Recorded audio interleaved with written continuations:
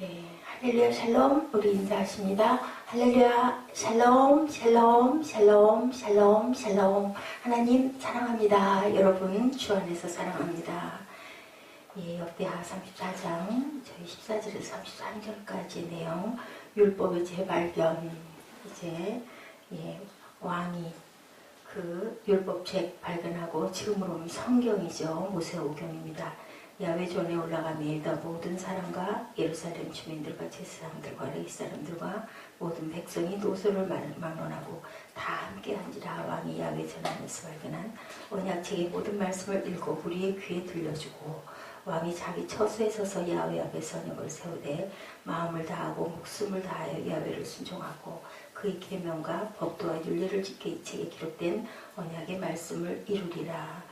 신명기 말씀이죠. 마음을 다하고 야훼 앞에서 그 모든 언약들을 지켜 책에 기록된 언약의 말씀을 이루겠다라고 언약합니다.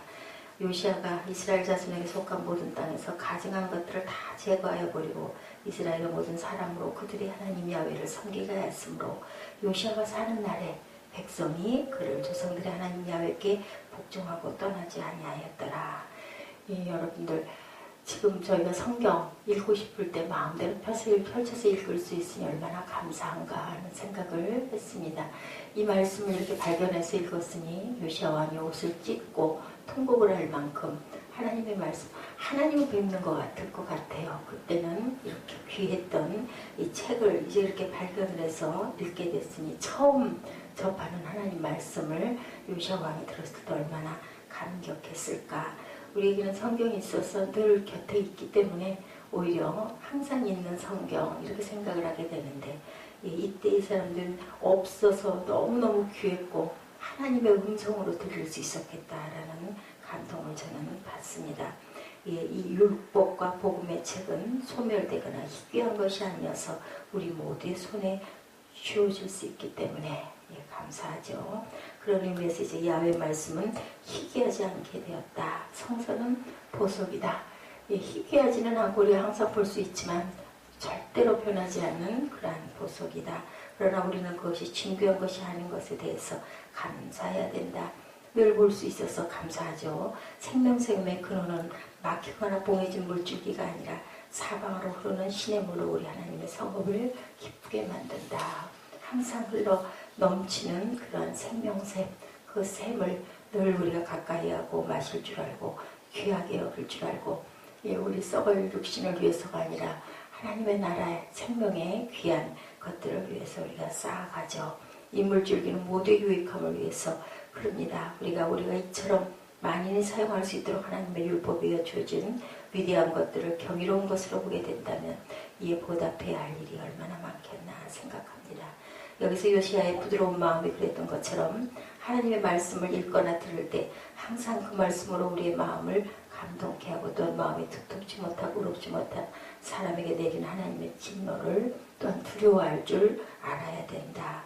요시아는 27절에 율법의 말씀을 들었을 때 그의 옷을 또한 찢었으며 하나님은 이러한 그의 태도를 기뻐하였을 거예요. 19절 27절에 그 감동이 나타나 있죠. 성소의 내용이 요시아에게 그랬던 것처럼 우리에게도 새로운 것이라면 그 말씀들은 어느 때보다 더 깊은 인상을 주었을 거예요. 그죠? 21절에 요시아도 이같이 행했다.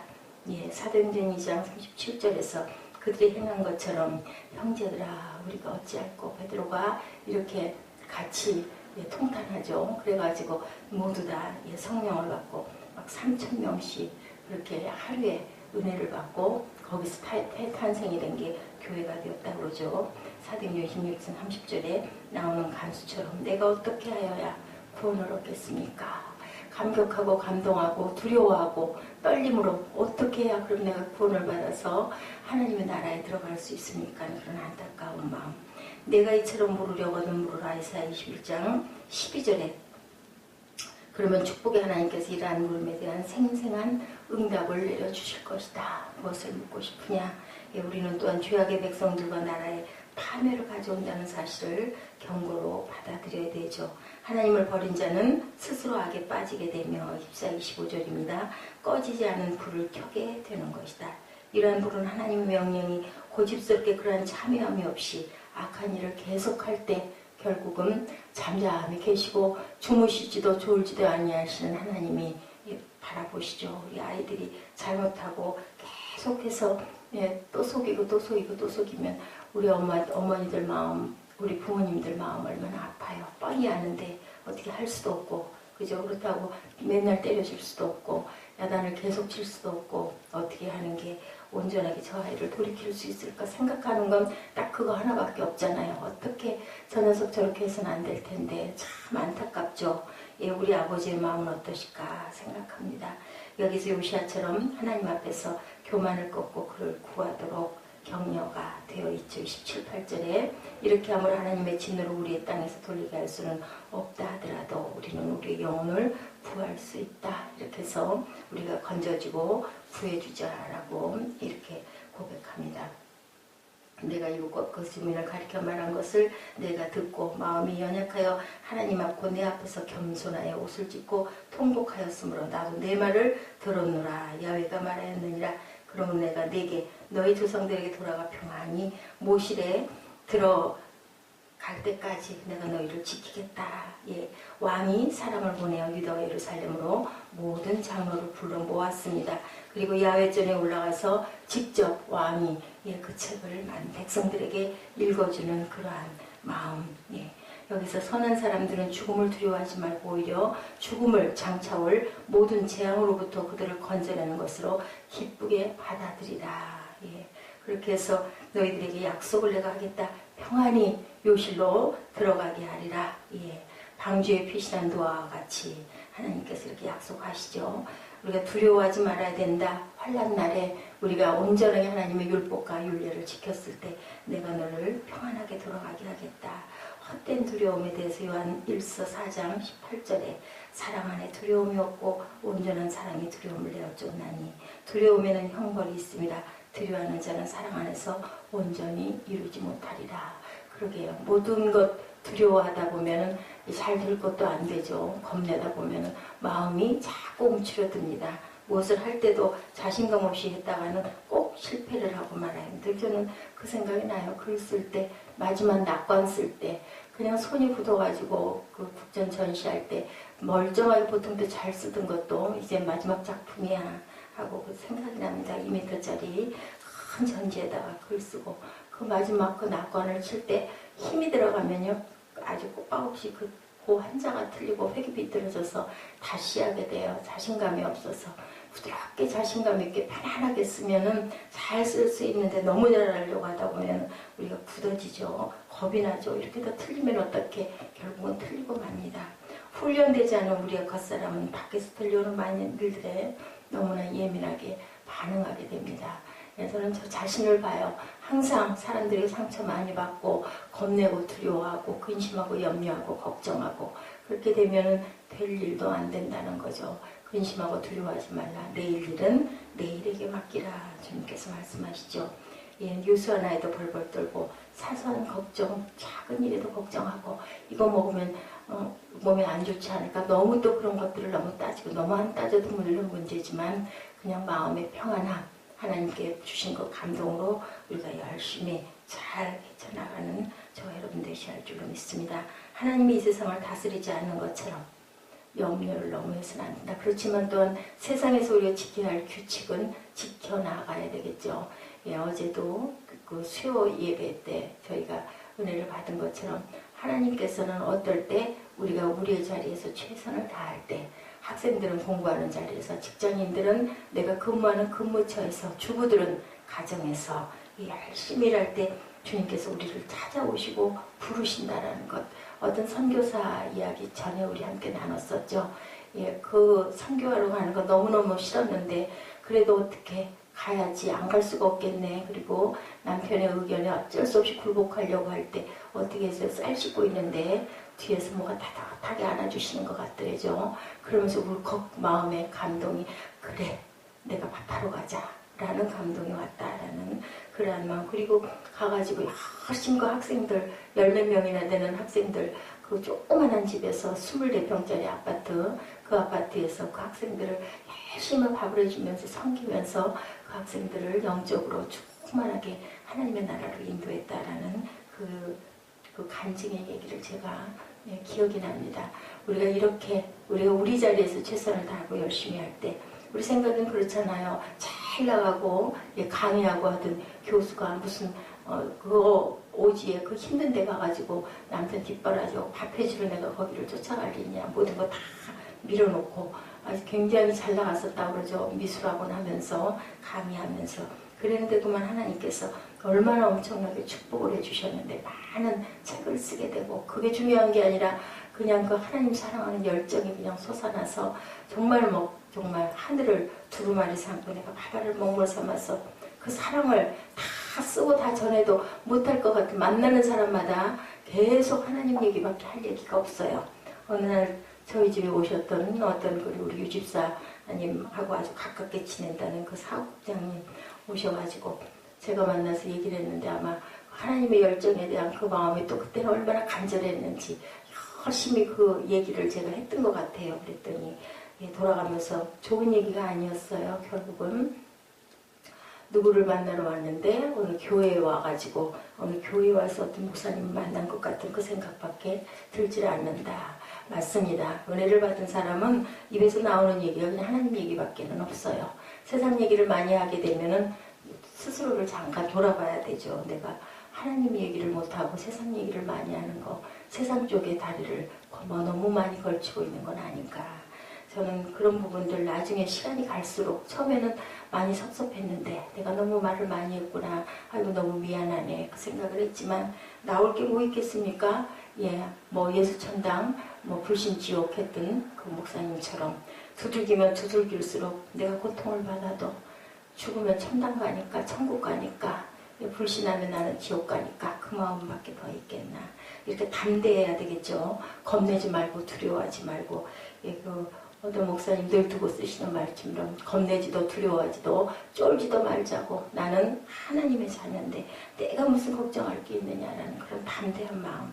어떤 억울한 일을 겪었을 때 그것이 영원히 용서할 수 없는 죄인지 우리가 묵상해 봐야 된다.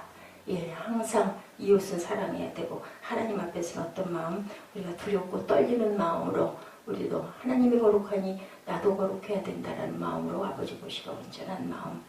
영은 고요하고 잔잔한 것이고 흥분과 법석은 어떤 종류들 영을 억압하고 누른다라는 거.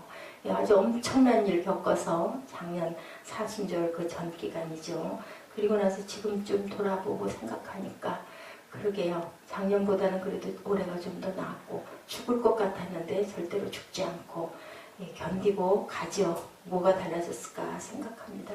이제 그런 일이 조금 생긴다 하더라도 죽을 것 같은 것보다는 그저 그래 그럴 수도 있는 거지. 사람은 변하는데 그런 마음이 들 것 같아요.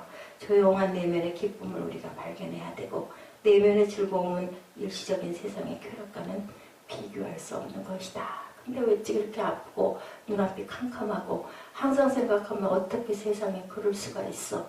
근데 세상엔 그럴 수 있는 일들이 너무나 많다라는 거. 우리가 두려운 마음을 비우고 버려야 되겠다.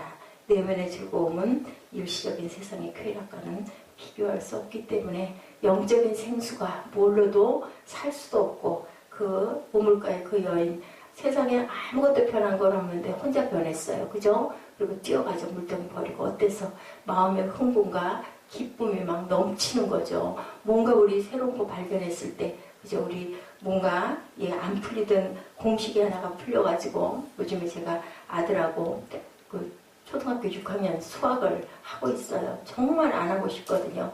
마음의 여유도 없고. 근데 그거 해가지고 이렇게 들여다보니까 요즘 하필이면 제가 제일 싫어했던 그 뭐예요? 원 이런 데서 그 넓이 구하고 정말 저는 그거 싫어요. 조그마한 원이 몇 개씩 들어있고 빗금친 부분 거기에 그 넓이를 구해라. 뭐에서 뭐를 빼고 옛날에 저 초등학교 같은 국민학교죠. 다닐 때 같으면 쳐다보기도 싫고요. 정말 못했어요. 근데 이제는 그래도 어른이 됐다고 이렇게 한참 들여다보니까 내가 저걸 어떻게 해. 그런데 아이들 계속 답을 베끼니까 들여다보다 보니까 보이더라고요. 그래서 그걸 가지고 막 설명을 해주면서 풀게 하고 아이도 이제 얘기를 듣고 하나씩 계속 반복을 해요. 한 3일 정도 설명해주고 풀으라고 그러고 설명해주고 풀으라고 그러고 계속 틀리죠 답이. 그러다가 본인도 그걸 깨달으니까 너무 기뻐하더라고요. 그래서 이렇게라도 공부를 해야 되겠다. 이렇게라도 포기하지 말고 가르쳐야 되겠다. 그쵸? 내가 내 자리인데 엄마의 자리니 열심히 가르쳐야 되겠다라는 마음을 먹고 나니 그냥 포기가 되고 어떤 면으로는 발견하는 기쁨도 있더라는 거죠. 영은 어릴수록 사람들은 육체와 환경의 기쁨과 본능적인 쾌락에 매달리는데 영이 자라갈수록 사람들은 영혼과 맞닿아 있는 측량할 수 없는 기쁨의 바다를 우리가 경험하게 된다는 거. 두려움을 내쫓아 버립시다. 우리 마음을 내면에 두어서 내면의 영원한 아름다운 기쁨의 불꽃이 타오르게. 왜냐하면요, 하나님이 우리에게 생명을 주시고 그것들을 발견하라고 했으니까. 송명희 시인이 그러지 않았을까 하는 그런 생각이 듭니다. 예, 이렇게 많은 찬송 8,000곡을 썼다는 그 파인 그 여사처럼 그 많은 것들을 발견해서 쓸 때 그 많은 곡이 탄생하고 가사가 탄생했던 우리는 그걸 보고 기뻐하지만 그걸 탄생시킬 때 그걸 낳을 때 얼마나들 기뻤을까. 눈이 안 보여도 그죠? 몸이 불편해도 물어보니 뭐라 그래요? 그 이선이 화상 입은 그 자매도 아니요, 그리 돌아가고 싶지 않다고. 하나님을 만나고 발견한 지금이 훨씬 행복하다라는 그 고백이 정말 진실한 고백이라는 생각이 듭니다. 저도 그래요. 지금 가진 거 다 아무것도 없고 가끔가다 물질적인 그 빈곤이 있어서 마음에 정말 그 마음이 정말 그 자존이 막 무너질 때가 엄청 많아요. 예, 그래도 어떻게 옛날로 돌아갈래? 지금 있을래? 그러면 하나님 지금이 감사합니다 라는 마음이 들어요. 모든 게 다 좋을 수는 없는 거죠. 그것을 뚫고 나갈 때 하나님께서 붙들어 주시고 힘 주신다라는 그 감동이 들 때 얼마나 감사한지. 요시아 왕, 그 하나님의 말씀 발견해서 그 읽으면서 옷을 찢으면서 왜 그래요? 깨달은 거죠. 너무너무 감탄한 거죠. 하나님의 말씀이구나. 얼마나 감사할까요? 그 마음처럼, 그죠? 이라는 왕을 가진 백성들은 행복했을 겁니다. 우리는 다음과 같은 것들을 우리가 느끼죠. 가르침을 잘 받았다. 백성에게 먼저 그들의 의무를 가르치기 전에 그것을 행하도록 강요하지 않고 깨닫게 하죠. 깨닫고 나면 하지 말래도, 누가 그런 얘기 하더라고요.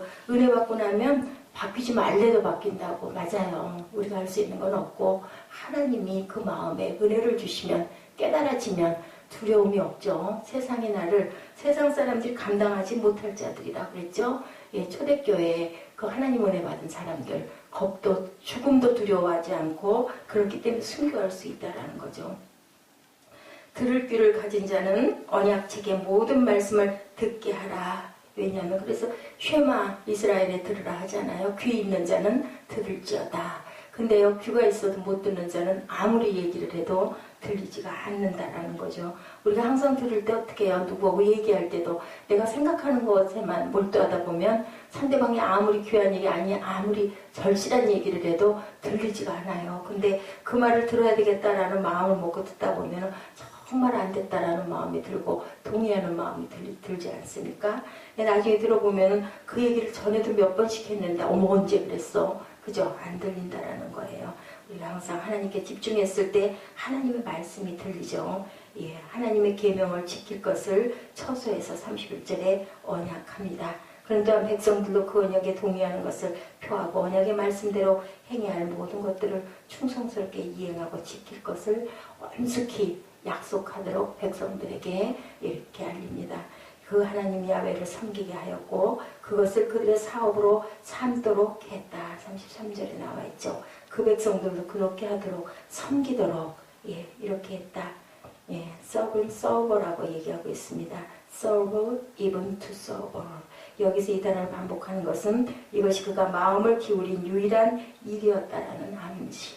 여기 보니 영어도 우리 원어에서 히브리어에서 나오고 히브리 원어도 거기에 보면 가까워지는 게 우리말보다는 때로는. 그래서 제가 못하는 영어지만 열심히 하고 뜻을 좀 새겨보고 하면은 마음의 감동이 더 크게 올 때가 있습니다.